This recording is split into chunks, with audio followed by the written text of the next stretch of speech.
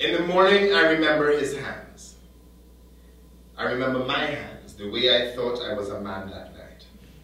The way my mother's voice shrieked from the other room the first time she'd ever called for my protection.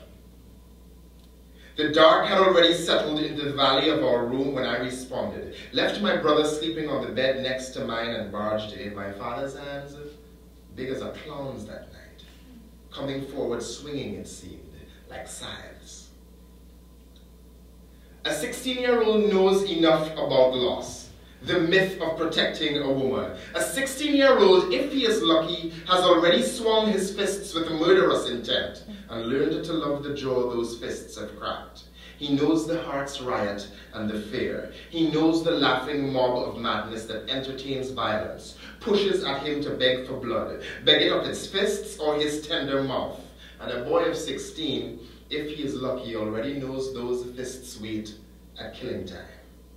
The drag of a piglet to slaughter, the upturned plucked throat of his grandmother's favorite cock. In the morning, I remember his hands.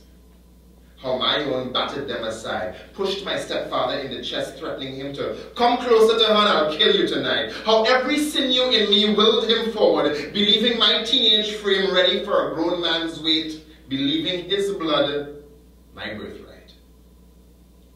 If he is lucky, a boy of 16 has already weighed his own consciousness. He knows when to worry on danger, the blade that might separate his flesh from his flesh. He knows the bullet's singing tongue. He knows the taste of blood and the sudden crunch of bones succumbing. He knows too when to let adrenaline hurl him forward and call it God. When to flex his stupid, beautiful body and roar. When to coo on the body of another and call his own manhood to altar for its hubris. A grown man, if he is lucky, recognizes the boy's bluster.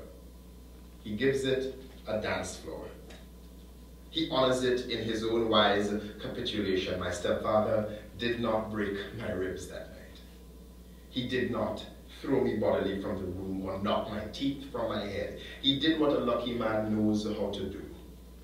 He backs up, chooses another time, listens to his own body's crumbling narrative. He never touches that woman, that roaring boy's mother, again.